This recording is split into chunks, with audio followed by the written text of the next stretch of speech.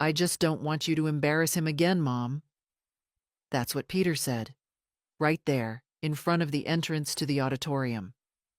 Parents were walking in with flowers and cameras. Music was already playing inside.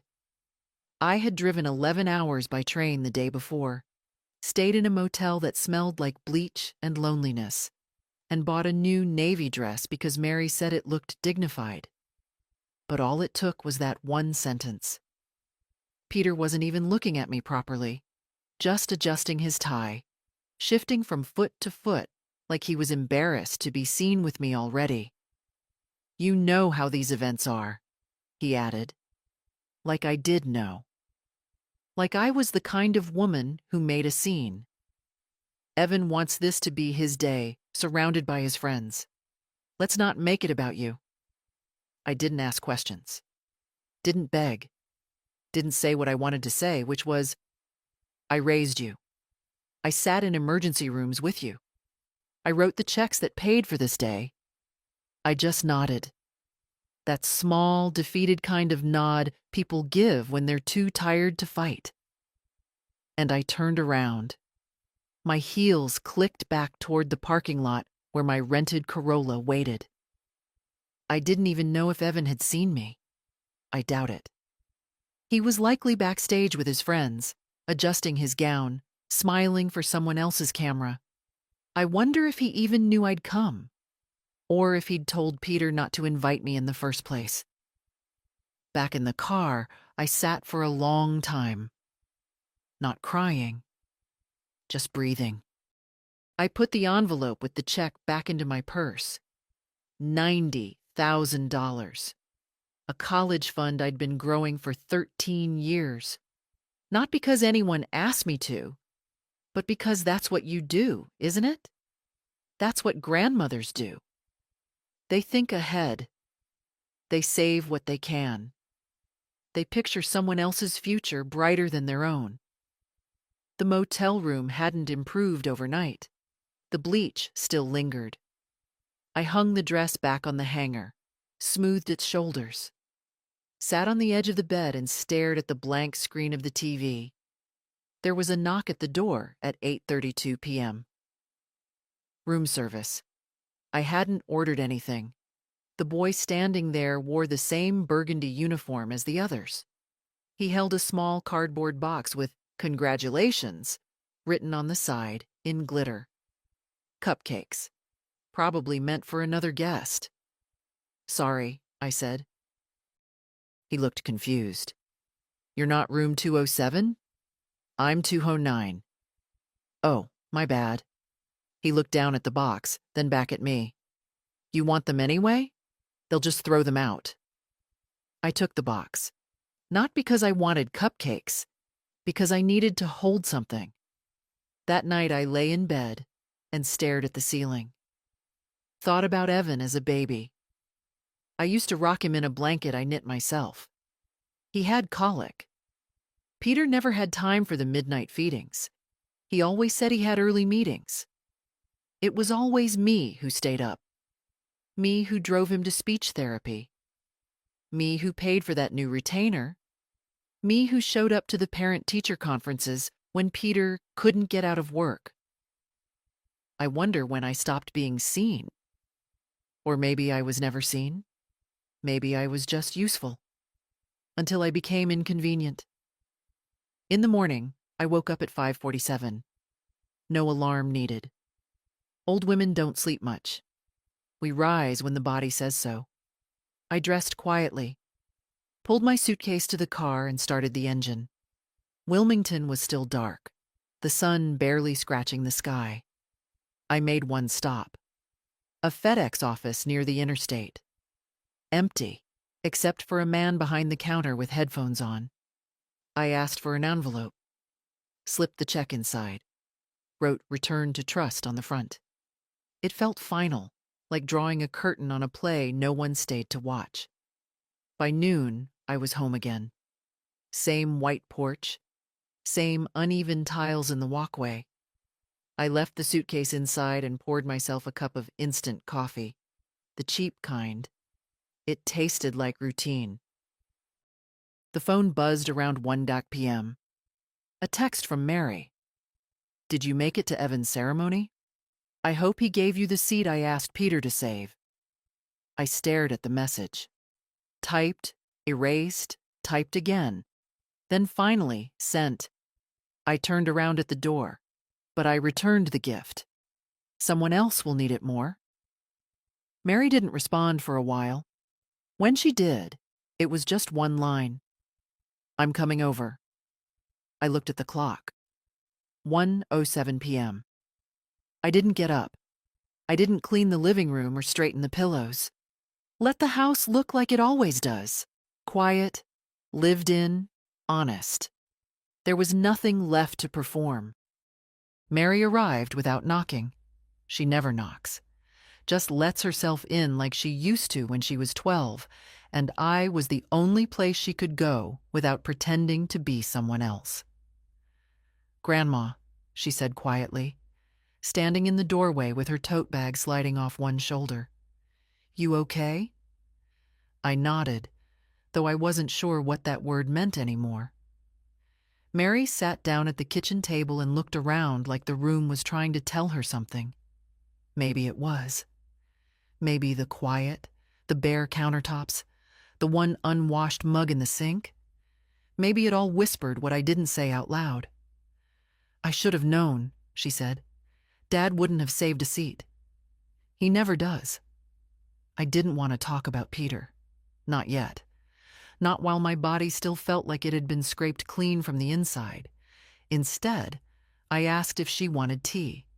She said yes. I made it the old way. Kettle on the stove, not the microwave. She waited in silence. That was one thing about Mary. She knew how to sit still, how not to fill silence with noise. When I handed her the cup, she took it with both hands, like she always did. Was Evan happy at least? She asked. I wouldn't know, I answered. I didn't see him. Her brow furrowed. You mean, you didn't go in at all? I shook my head. Your father met me out front. Asked me not to come in, said it might embarrass Evan. Mary inhaled sharply, like the words had punched her. Embarrass him? For what? For being loved? He didn't want a scene, I said, trying to sound reasonable, even though every syllable scratched at my throat. He said Evan wanted it to be his day. Mary pushed the cup away and stared at the window above the sink. You didn't even give him the check? I mailed it back, I said, to the trust account. She looked at me. You really did? I nodded. Someone else will use it. Someone who still thinks kindness is a privilege, not a nuisance. We sat like that for a while, the old clock ticking behind us, her knuckles white around the edge of the table. I'm sorry, she said finally. For them. You're not them, I said simply. Her eyes softened. Do you want me to talk to Dad? No. But... No, Mary. I looked at her then. This isn't a misunderstanding. This isn't something he'll explain later. This is who he is now. He's made it clear. I stood up, walked to the drawer where I keep the file folders, took out the one labeled Peter. It was thick, uneven with documents. I laid it on the table. Mary watched me open it and start sorting. I pulled out the receipts, the car loan I co-signed, the payments for the private school, the time I covered his mortgage for 2 months, checks, emails, bank transfers. 17 years of quiet help. He's been ashamed of me for a long time, I said. The business, the neighborhood, the way I talk. Everything about me reminded him where he came from.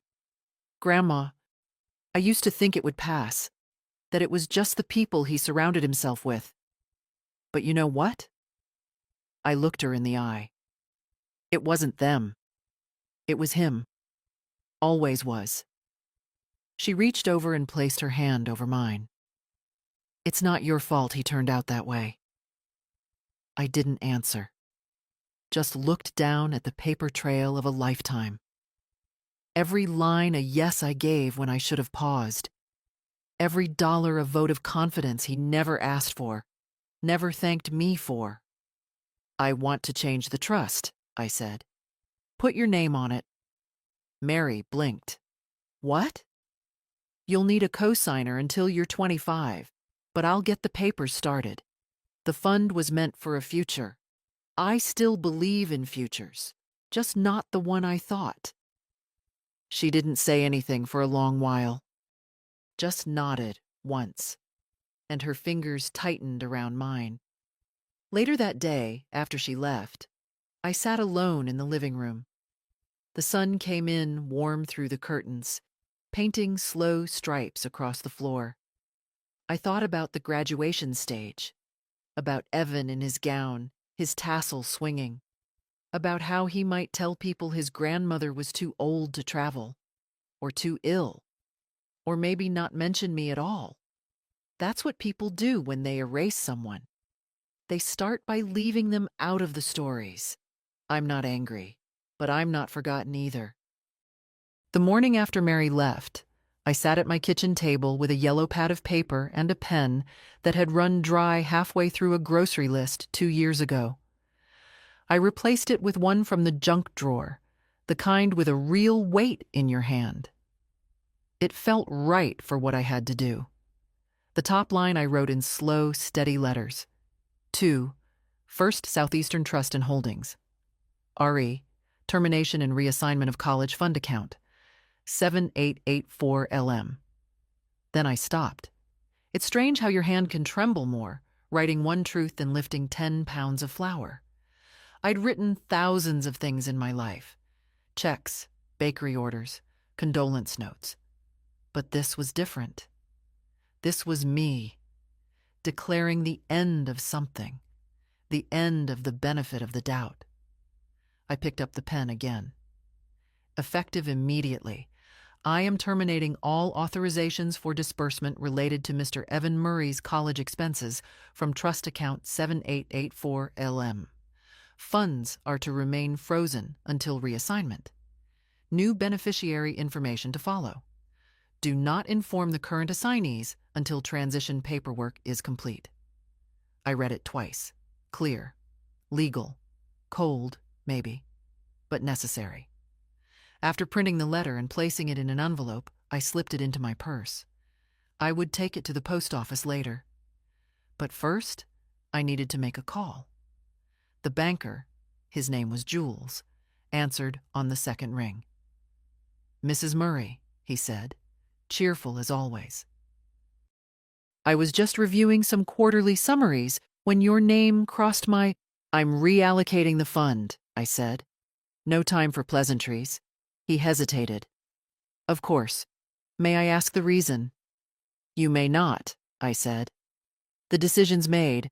I'll be naming a new beneficiary, my granddaughter Mary." There was another pause, this one more careful. "Understood.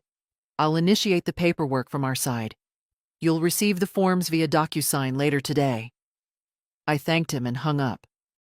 Then I went to the drawer next to the stove, the one with the elastic bands and birthday candles, and pulled out the envelope that still held Evan's check. I opened it one last time, looked at my own handwriting. Pay to the order of Evan R. Murray. Amount: $90,000. I'd written that on his 17th birthday. Folded it once. Placed it inside a navy blue envelope with a silver lining. Now I tore it in half, then in quarters. Then again. It didn't feel good, but it felt real. That afternoon, I walked to the mailbox.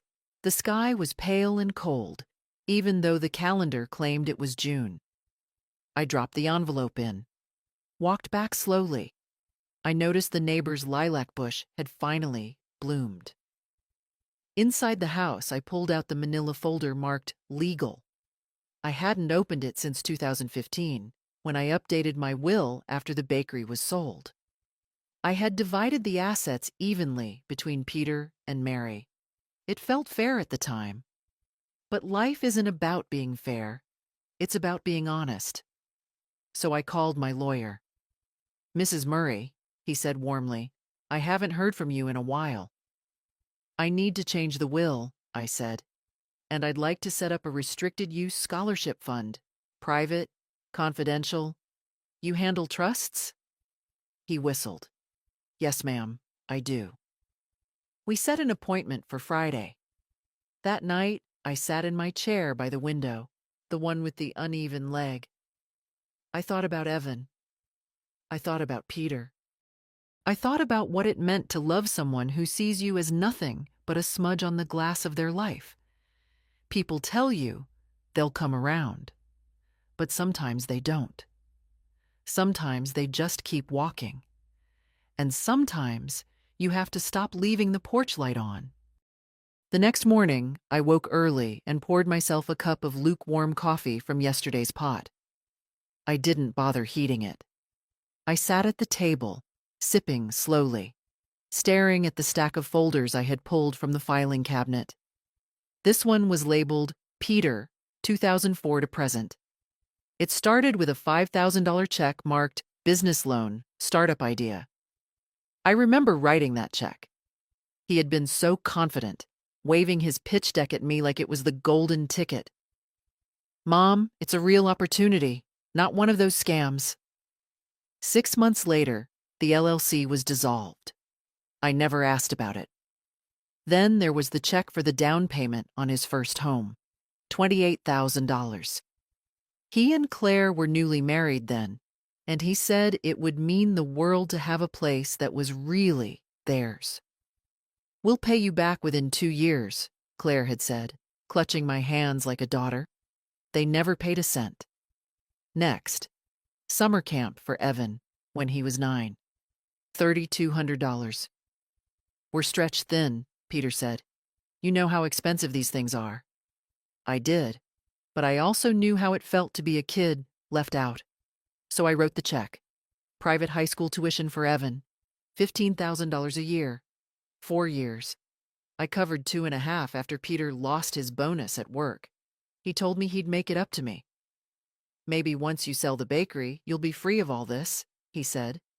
Funny how I was the one always freeing them. Medical bills, car repairs, a surprise vacation to Hawaii. A family recharge, he called it. He sent me a postcard from that trip. A postcard. "Wish you were here," it read. I kept it, taped it inside the folder, because some part of me still wanted the proof that they remembered me at all. I flipped further down the stack. Found the Christmas cards. Handwritten, always late, always signed, "Love Peter and Claire and Evan." Never a mention of the gifts I'd sent. Never a phone call to say thank you. Gratitude, I've learned, is loud in children and silent in adults. Or maybe it just stops being spoken when they know you'll give without it. I picked up the last sheet, a Venmo printout from 2 months ago. Peter had requested $300 for school supplies. The note was brief. "If you can, things tight." I sent it. No reply, not even a thumbs up. I laid it all out across the table like a forensic scene. Paper witnesses to my quiet generosity. I wasn't trying to count the money, though it was a number most people wouldn't ignore. I was trying to see it clearly, trying to understand how it had come to this. It wasn't just the money. It was that I had given all of it while shrinking myself to fit into the margins of their lives. I remembered something Mary said once, years ago, when she was still a teenager and full of questions about the world. "Why do you always say yes, Grandma?" Because when you're not wanted for who you are, you learn to make yourself needed instead. That afternoon, I made a second call to the financial advisor who'd helped me after I sold the bakery. "Mrs. Murray," she said, cheerful and efficient as ever, "it's been a while. I want to review all current standing payments connected to Peter Murray's accounts," I said. "You're still listed as guarantor on 2, she replied after a pause. "The vehicle lease and a student loan refinance under Evan's name. How much are those per month?" $496 for the car, $312 for the loan. Stop them both. There was a pause. Are you sure? Yes, I said. Make the calls. Begin the process. She promised to send the termination forms by the next morning. When I hung up, my hand hovered over the receiver. I half expected the phone to ring immediately. Peter, calling to ask why his payments had bounced. But it stayed silent. Funny how silence can hurt more than shouting. I got up and turned on the radio. Something old was playing. Patsy Cline, maybe. The kind of music my mother used to hum when she made biscuits on Sundays. The kind of music that made you feel like your whole life was already behind you. But not today. Today, I stood a little taller.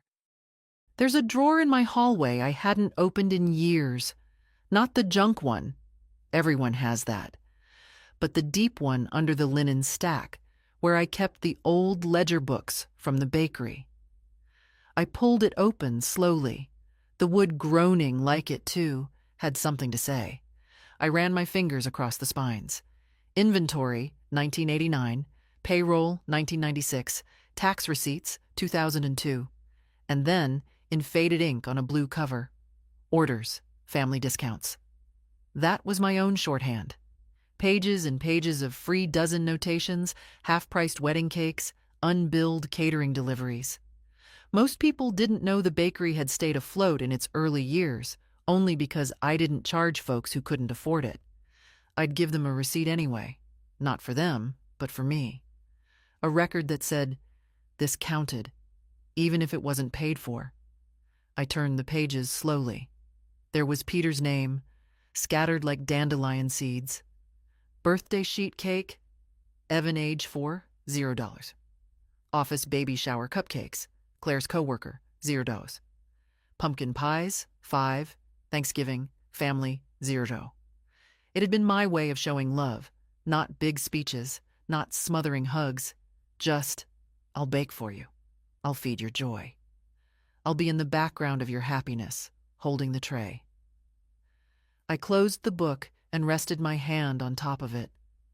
The bakery had been our life, Derek's and mine, before everything fell apart.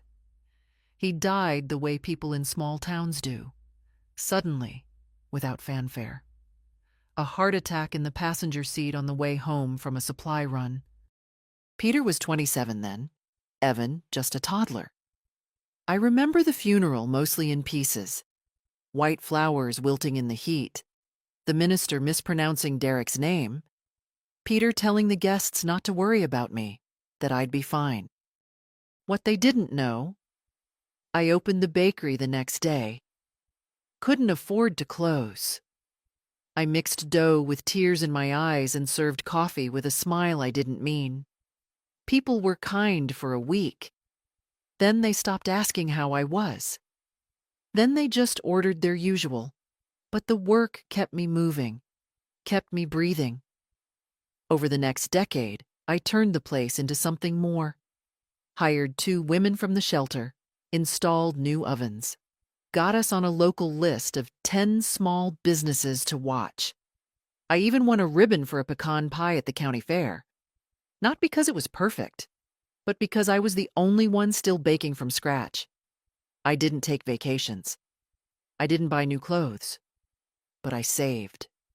Slowly. Quietly. And when I sold the place, I made enough to live simply and help the family. What I didn't expect was that the more I helped, the less I was seen. Peter once told someone at a party that I used to bake a little before retirement. Used to. I remember Mary catching my eye across the room when he said that. She never said a word, but she didn't laugh either. Now, years later, I stood in my kitchen thinking, if I could rebuild a business from the ashes of grief, I could rebuild a life from the ashes of disappointment. And maybe, just maybe, I could use what I still had, the quiet strength, the leftover love, even the money, to help someone who needed it. Someone who hadn't already decided I was past my usefulness. I pulled out a blank notepad and wrote 3 words at the top. Scholarship.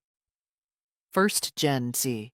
I didn't know who they would be yet, but I knew they existed. Young men and women who reminded me of the girl I once was. Scrappy, scared, but still believing in tomorrow. That's who the fund would be for. Not out of spite, not as revenge, as hope. For someone else's story to turn out better. The call came just after dinner. Not the kind of dinner with napkins or candles. Just soup from a can and a biscuit I'd defrosted. I was rinsing the bowl when the phone rang, and for some reason, I dried my hands slowly before answering. It was Evan. Grandma? His voice was softer than I remembered, or maybe it was just the distance in it. Yes, sweetheart, I said. It came out gentler than I meant. I just wanted to check in. Mary said you were in town. I closed my eyes for a moment. So he knew. I was. There was a pause. I didn't see you at the ceremony. I turned around at the door. Another pause. Longer this time. I could almost hear him piecing it together. Did something happen with Dad? I sat down slowly, the phone cradled between my shoulder and cheek. He asked me not to come in. Silence. Then, oh. Just that. One syllable, weighted with something he probably didn't have words for. Shame? Confusion? I couldn't tell. I didn't know, he said after a moment. I assumed you didn't want to make the trip. I made it. 11 hours by train. He exhaled audibly. I'm sorry. Don't be. I looked out the window at the porch light flickering against the evening. You had a good day? It was fine, he said too quickly. A little overwhelming. They rented out this hall. Photographers, speeches. Dad got emotional. I think he's been planning it for months. I could hear him trying to steer the conversation, to patch the hole. I let him. I didn't want to guilt him. That wasn't the point of this call. Mary said you mailed something back, he said, quieter now. I did. What was it? I hesitated, then told the truth. Your college fund. Another pause. Oh, he said again, not the same oh as before. This one was heavier. I set it up when you were 5, I said, every month. Even when the bakery was slow, even when I was tired. I didn't know, he said. I know. He cleared his throat. Are you angry? No, I said, and I meant it. Just done pretending. He was silent again. Then, slowly, Dad's always been particular.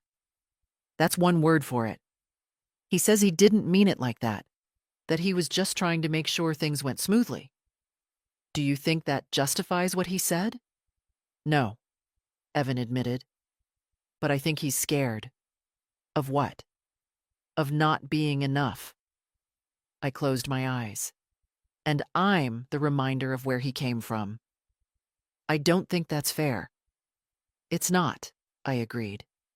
But it's true. There was another long stretch of silence between us, the kind that only exists between people who still care, even if they don't know what to do with that care. I wish you'd come in, he said finally. I would have wanted you there. That means something, I said. More than you know. I don't want your help because of guilt. You won't get it either way, I said gently. It's no longer yours. He didn't argue, didn't plead, and that, strangely, made me feel a little sadder, as if he'd already accepted I was stepping out of the picture. Mary said you're starting a scholarship fund. I am. That's really great. I hope someone good gets it. They will, I said. They'll write their own story. Maybe it'll be better than ours. He didn't speak again for a while. Then he said, very quietly, I'm sorry, Grandma, for not knowing, for not asking. I forgive you, I said. but it's your turn to do the work now." I meant more than he probably realized. "Okay," he whispered. We said goodbye. I hung up the phone and placed it gently on the table. Outside, the wind had picked up. The trees swayed like they were listening too. I didn't cry, not out of strength, but because the grief had finally made space for something else. Clarity. Jules called the next morning. True to his word, the documents were ready. I opened the email, scanned the headers, and began signing. It took 12 clicks to legally remove Peter Murray and Evan Murray from any present or future access to the trust. 12 clicks for 18 years of quiet sacrifice. After the last digital signature, I sat back and exhaled, not from exhaustion, from relief. At 11 a.m., I got into my car and drove to the bank. There were some things I didn't want to do through a screen. Some moments deserved to be witnessed in person. The teller recognized me. "Mrs. Murray, haven't seen you in a bit. I'd like to speak with Jules, please, privately." She buzzed him. I was escorted into a quiet glass office with a potted plant in the corner and the soft sound of jazz playing overhead. Jules smiled in that polite, professional way. "Everything went through just fine. We'll finalize the reassignment once you file Mary's consent and ID. I also want to create something new," I said. "A scholarship fund." He raised his eyebrows but didn't comment, just clicked a few tabs open on his computer. "Tell me more." "Private," I said. "Anonymous. I want full discretion, not tied to the family name." "Understood. For first-generation college students, preference for working-class kids, someone who's earned every inch of their future the hard way." "How much would you like to allocate?" "Let's start with $100,000. With room to grow." He nodded slowly, typing it in. "We can set that up as a managed charitable trust. You'll stay in full control of the selection process." "Good," I said. "I'd like that." He printed a preliminary form and slid it across the desk. "You're sure about the anonymity?" "I want to be known only to the recipient, and only if I choose to write." Jules nodded. "That can be arranged." After signing the initial documents, I left with a copy of the draft agreement and a strange lightness in my chest. Not joy. That would be too strong a word. But something close. Like I had unclenched a fist I'd been holding for too many years. At home, I opened a folder on my desktop and created a new document. Scholarship fund. Guidelines and intentions. I typed slowly, carefully. This fund is intended for a young person who has been overlooked, underestimated, or simply unsupported. Someone who reminds me that worth is not inherited but earned, and that kindness doesn't need an audience to matter. This is not a reward. It's an act of belief. Quiet, unconditional belief. I saved the document. Then I sat at the kitchen table and poured myself a glass of water. No celebration, no toast. Just a long look out the window where the light was changing on the trees. For most of my life, I had been a background character in other people's stories. Supportive, present, mostly silent. Now, finally, I had a story that belonged to me. Friday morning came bright and cold, with the kind of wind that makes you second-guess everything. Your coat, your shoes, your decisions. I wore my gray wool jacket, the one I'd had for years. It still fit, still held its shape, like I did. The lawyer's office was downtown, not in a high-rise, just a quiet, narrow building tucked between a bookstore and a dental clinic. The kind of place you wouldn't notice unless you were looking.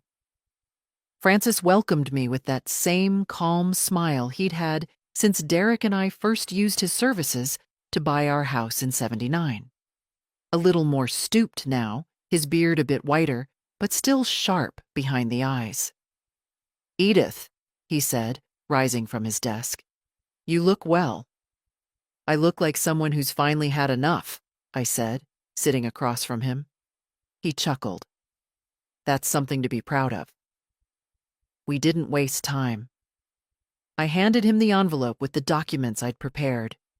Trust reassignment, charitable intent letter, the list of standing payments I wanted revoked. He read through them silently, nodding here and there. "Clean," he said finally. "You've done most of the heavy lifting." "I've had time to think." "And to grieve?" I didn't answer that. Not directly, just said, "It doesn't feel like grief. It feels like clarity." He opened my old will, a printed copy I hadn't seen since Derek passed, and began marking sections with a red pen. "You want to remove Peter as primary beneficiary?" "I want him removed entirely." Francis looked up. "You're sure?" "I'm sure." "Do you want to leave a note for the record? Some explanation for your heirs?" "I've left enough explanations in my life. They can make up their own stories if they need to." He nodded.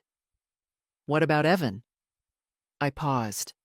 That name still had weight, still lingered in the room longer than I wanted it to. "No direct inheritance," I said. "He's a grown man now. If he wants a future, he can build it." "And Mary?" "She gets everything, if she wants it. If not, let it go to the scholarship trust." Francis jotted that down. "I'll draft an updated will today. You can sign next week. I'd like it notarized before the end of the month." "Planning something?" "Just cleaning house." We spent another 30 minutes going over details. Emergency contacts, healthcare proxy, burial instructions. Simple, no service, cremation. I wanted nothing extravagant, no performances. When we were done, Francis closed the folder and looked at me over the rim of his glasses. "Edith," he said, voice lower now. "I've known you a long time. You've always done everything for everyone else." I didn't reply. It's all right to do something just for yourself. Even now. Especially now. I gave him a tired smile. "That's what I'm doing." As I left the office, I saw my reflection in the glass door. Wrinkles, yes. Tired eyes. But also something else. Something firmer in the line of my mouth. I didn't look like a woman unraveling. I looked like a woman deciding. Mary came over that Sunday with a grocery bag in one arm and a tired kind of energy in her face. She didn't say much at first, just set the bag down on the counter, started unpacking. "Granola," she said, holding up a box. "You still eat this kind?" I nodded. "When I remember to." "And tea. The peppermint one you like. And apples." They were on sale, but I picked the ones that felt firm. I watched her move, how she made herself small in the kitchen, respectful of space that wasn't hers but had once been her refuge. "You didn't need to bring anything," I said. She looked up. I did. We sat in the living room, both with mugs, though neither of us drank much. The silence wasn't uncomfortable, just dense. Like we both had things waiting in our throats. She was the first to speak. "Dad's called me 3 times. Left a voicemail yesterday. Asked if I knew what was going on." I didn't respond. I didn't answer. Still, I stayed quiet. "He knows something's shifted. Evan probably told him about the call you two had." "Let him wonder," I said. Mary tilted her head. "He won't wonder long. You know him." "I know," I said. "That's why I'm preparing." She raised an eyebrow. "Preparing for what?" "For the storm. For the begging. For the bargaining." Mary smiled a little. "You really think he'll beg?" "No," I said. "But he'll perform like he is. There's a difference." She looked down at her tea.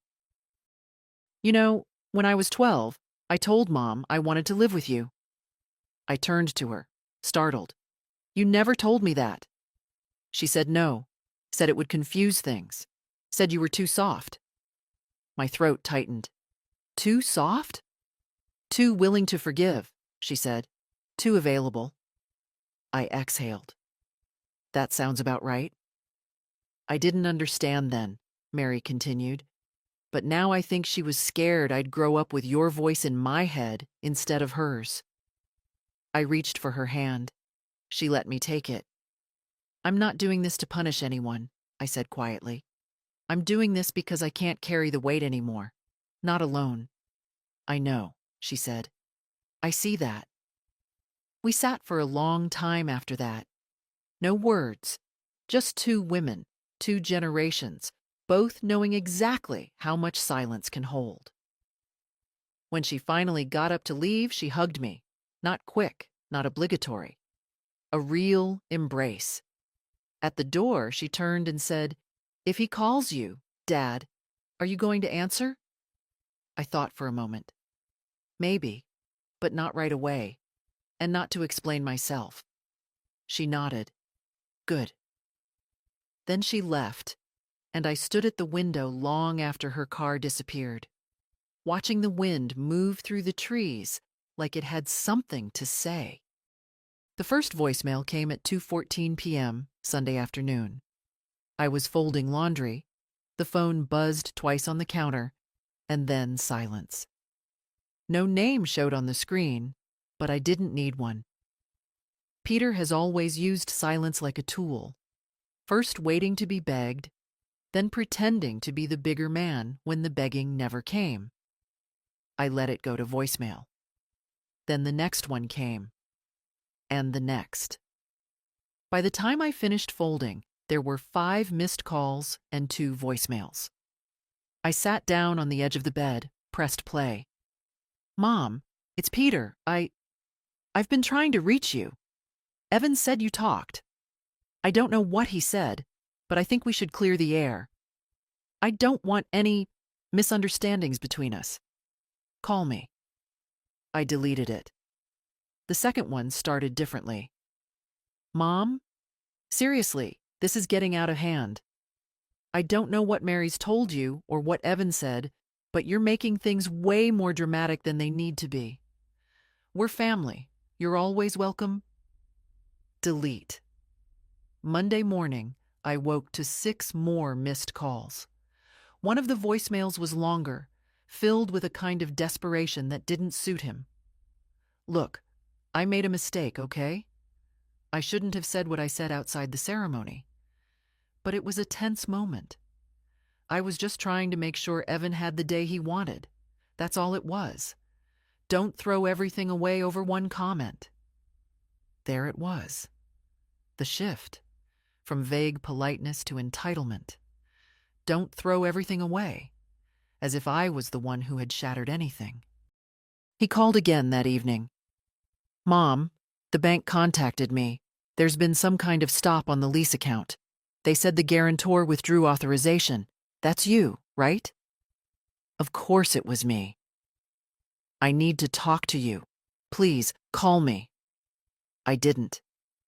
The next one was shorter. Mom, this is affecting my credit. I've got things tied to that lease. Evan's loan is linked too. You didn't even warn us. Then the silence grew longer. 2 days passed. No new messages. I assumed he was regrouping, strategizing his next move. Then, Thursday night, a text came in. I just don't understand how you could do this to your own family. That was it. Not a question. An accusation. I stared at the message for a long time, the glow of the screen sharp against the dark room. I didn't respond. What was there to say? Everything he needed to understand had already happened. Every missing thank you. Every time he chose a clean narrative over a complicated truth. Every moment he had the choice to see me and looked past instead. At some point, I stopped hoping he would change and started changing myself.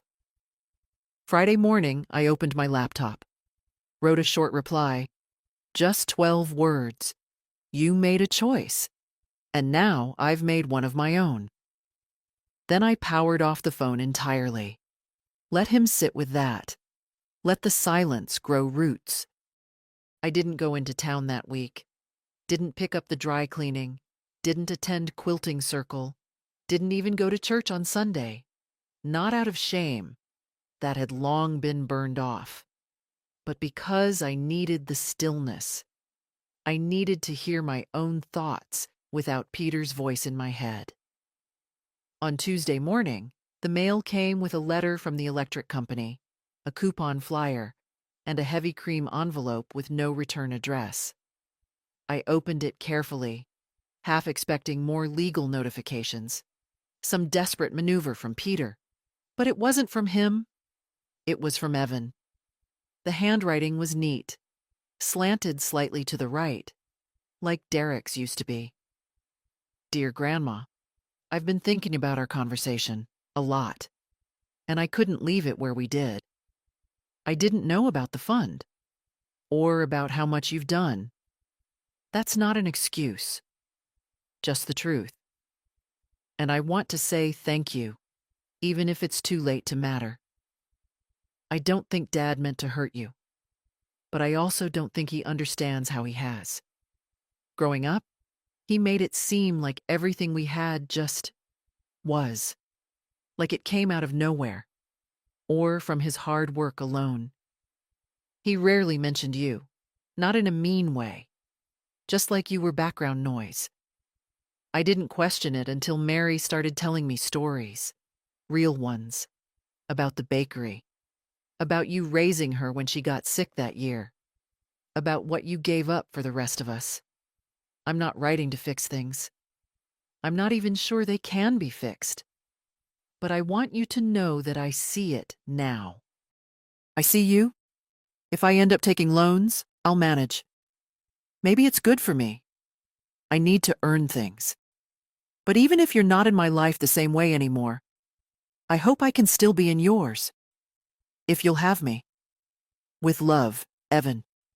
I read it twice, then set it down on the table. My hand stayed resting on top of it, like it might blow away if I let go. It didn't change anything. Not the money, not the years, not the quiet erasure I'd lived through. But it meant something. Sometimes the smallest acknowledgments arrive when you've already stopped waiting, and they don't fix the past. But they lay a gentler brick for what comes next. I didn't reply that day. Instead, I opened the file for the scholarship fund. I'd been reviewing essays from applicants, all anonymous, of course. I wanted to choose based on story alone. One in particular had stayed with me. A girl from Mississippi who worked nights at a diner, wrote poetry on the backs of receipts, and wanted to study education. She didn't beg. She didn't try to impress. She just told the truth. "My mom says I'm too soft to make it in college," she wrote. "But I think softness is a kind of strength. It means I haven't turned hard, even when I could have." That line. It sat inside me like a stone dropped in water. I clicked approve. Then I opened my desk drawer and pulled out a note card. Not formal stationery, just a plain white square I'd used for shopping lists before. I wrote, "Dear recipient, you don't know me, but I see you. Keep going, not because someone's watching, but because you can." Then I signed it. From someone who believes in softness, too. It was a Wednesday when I decided to go back to the bakery one last time. Not to work. The new owner had taken over 5 years ago and turned it into something sleeker with fancy chalkboard menus and glass display cases. They'd kept the name. Murray's Hearth, but none of the warmth. Still, it was the place where I'd built everything, including the strength I was standing on now. I didn't call ahead. Just walked the 10 blocks from my house, wearing the old navy coat Derek once said made me look like A woman who didn't care to be underestimated. The bell over the door still jingled. That sound hadn't changed. The girl behind the counter was young. High school, maybe. She smiled at me like I was just another customer. "Can I help you?" "I used to own this place," I said, stepping further inside. Her eyebrows lifted. "You're Mrs. Murray?" "I am." She smiled wider. "The owner talks about you all the time. Says you're the reason the business has heart." I blinked, surprised. "He says that?" "Yeah. Said you built it with your husband from nothing.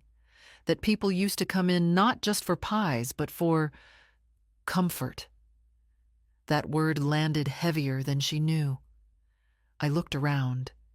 The tables were new, the paint lighter, but the bones were still mine. The little window near the back where I used to sit with my ledger. The dent in the floor near the counter, still there, though now covered by a rug. "Do you want to sit?" the girl asked. I did. And I ordered a slice of apple pie, even though I knew it wouldn't taste the same. It didn't. Too much cinnamon. But the gesture mattered more than the bite. I sat there for nearly an hour, just watching people come and go, watching the space hold them the way it once held me. That afternoon, back home, I began sorting through my closets. I wasn't preparing to leave. I was preparing to let go. Boxes of old records, receipts, birthday cards, Evan's drawings from when he was 5, one of a rocket, one of a lopsided house with grandma written in orange crayon across the top. I kept that one. I found the envelope Peter had sent from Hawaii, the postcard inside. "Wish you were here." I turned it over, held it to the light, then dropped it in the trash. Some things didn't need saving. Late that night, after the dishes were washed and the house was quiet, I sat down and wrote one more letter. Not to the bank, not to the lawyer, just to myself. "Dear Edith, you did the best you could with what you had. You gave, you stayed, you waited. And now you've chosen something else. Not bitterness, not revenge, but enough. Enough giving. Enough silence. You are not someone's second option. You are not someone's backup plan. You are a woman who loved deeply and finally decided to love herself too." I folded the note and placed it in the drawer beside my bed. No one else would ever read it, but that wasn't the point. Some truths are just for keeping. The letter came on a Friday. Plain envelope, typed address, no return stamp. I opened it without expectation. By now, most mail was utility bills or quiet reminders from the world I'd begun stepping away from.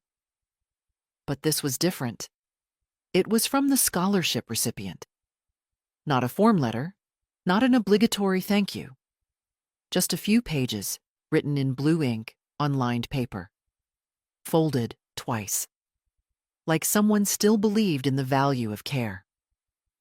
"Dear Scholarship Committee, or whoever you really are, I don't know what I expected when I applied. Mostly, I didn't think I'd hear back.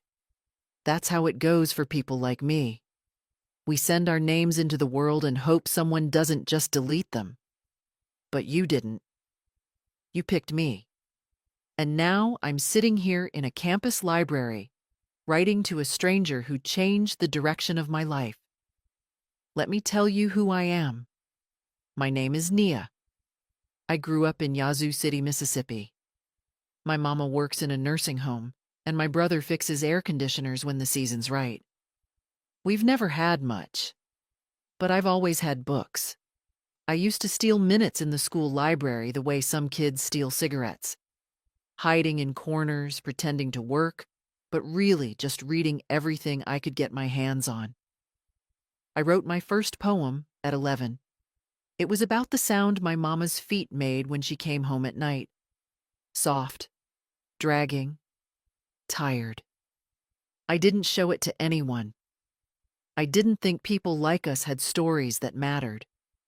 But I was wrong. This scholarship? It's not just money. It's proof that someone out there read my words and thought, she's worth believing in. I don't know your name, but I know your kindness. I felt it before I knew it existed, and now I carry it with me like armor. I want to become a teacher, not because it's easy, but because I remember what it felt like to be invisible. I want to stand in front of a classroom and say to some quiet kid in the back, I see you. That's what you've done for me. I see you. Thank you for seeing me.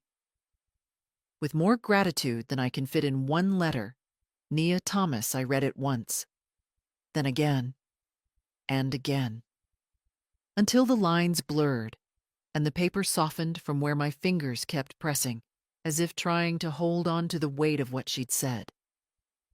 I set the letter on the table beside me and sat very still. The house was quiet, not the hollow kind, but the deep kind, the kind that says, this moment is enough. She didn't know me, but somehow she did. She knew what it meant to be overlooked, to be doubted, to be told in 1,000 small ways that your story didn't matter. And she knew the power of being seen just once, without condition.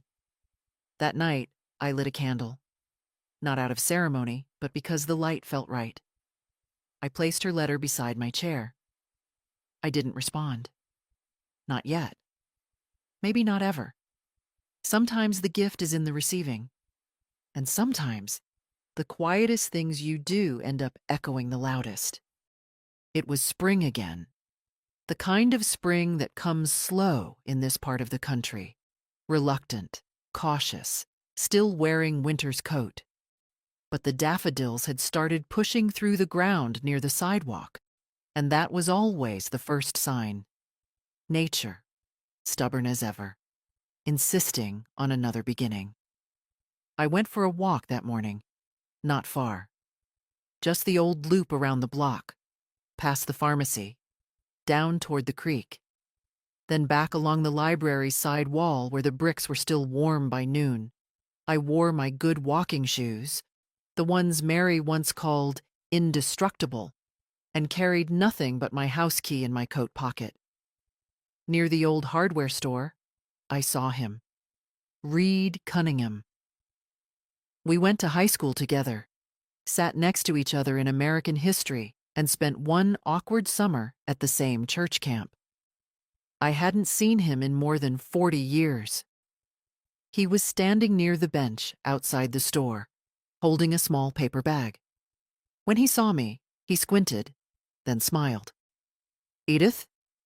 I stopped. Reed, I didn't know you still lived here. I don't, he said. Moved back 2 years ago after Barbara passed. Thought I'd stay for 6 months. That turned into 12. Now I rent above the pharmacy. I'm sorry about Barbara. He nodded. I was too. But grief's quieter now.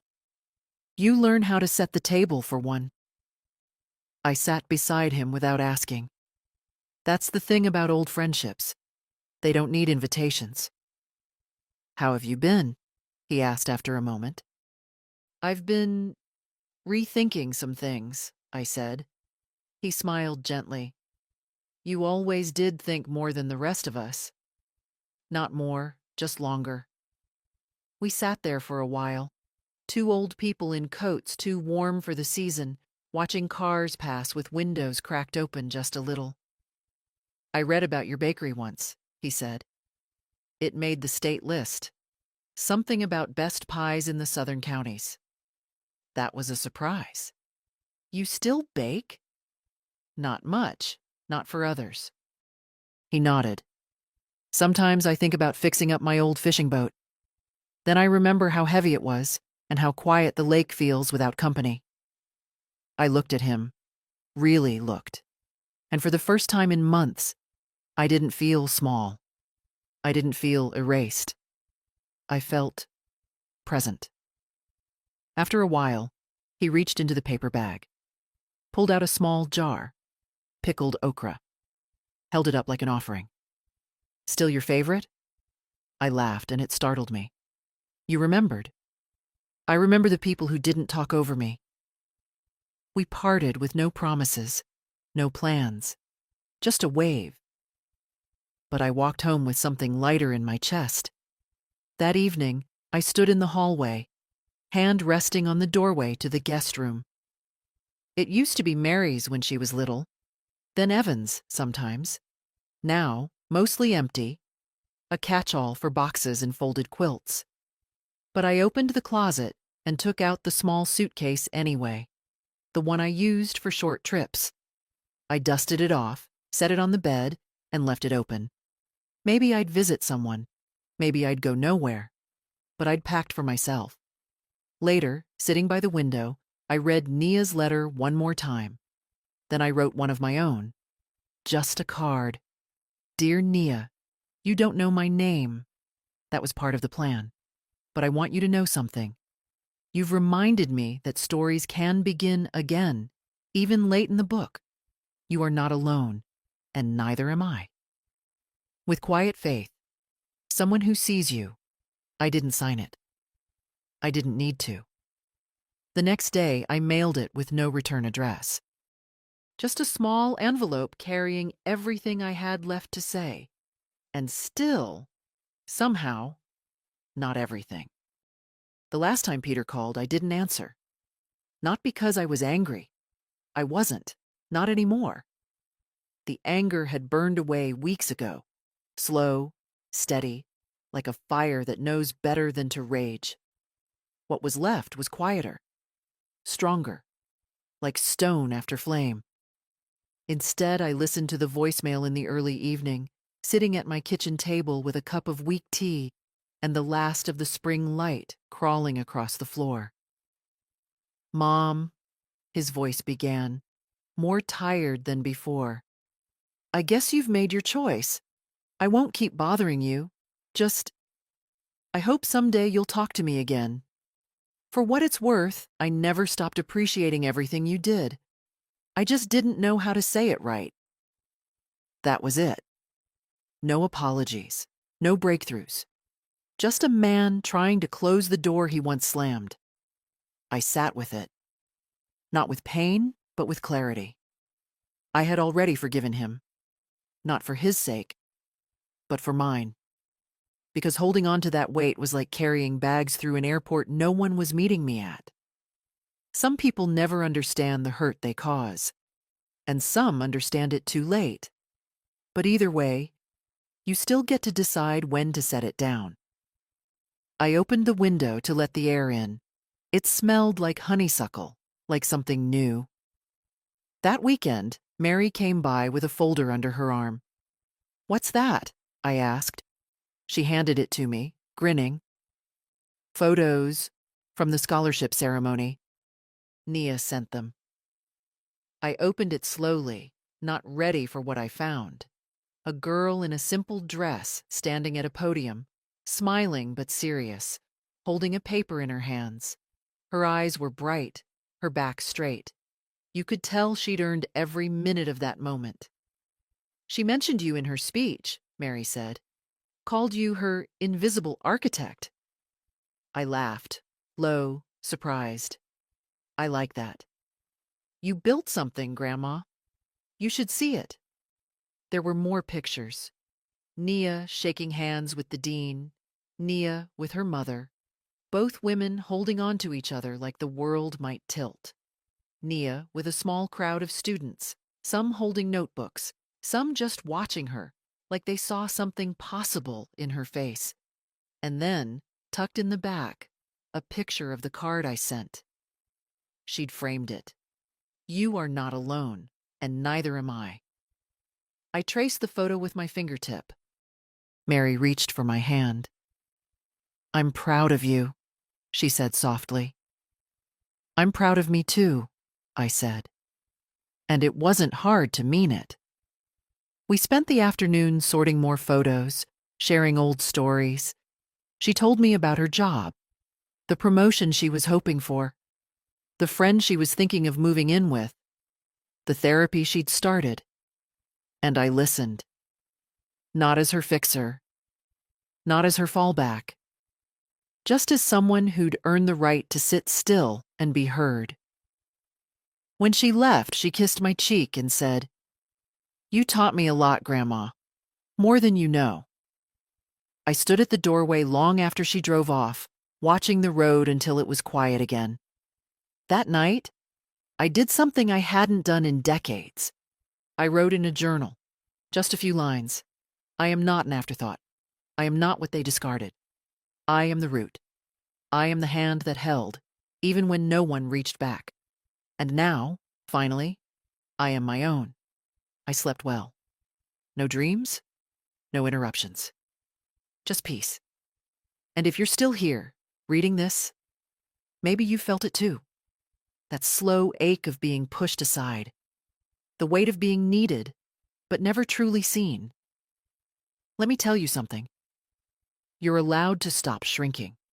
You're allowed to take up space. You're allowed to write your own ending, even now, especially now. And if this story reached you, if you saw yourself in these pages, then maybe it's your turn to begin again, to believe again, to be loud or quiet, but never invisible. Leave a comment if you've ever had to reclaim yourself. Follow for more stories that speak the truths we're told to keep quiet. You're not alone, not anymore.